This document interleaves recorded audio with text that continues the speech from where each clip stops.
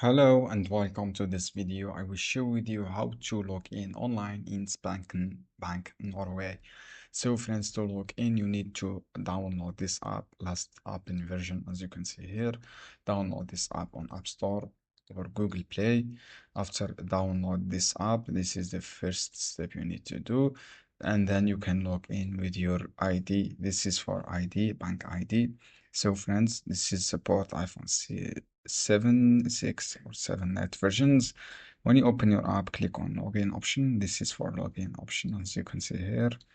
Select a login page from here, and then when you select your login page, you can log in with different options here, as you can see here.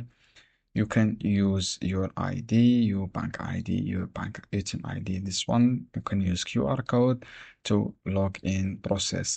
This is how you can do, friends. Two option log in and then click on your ID.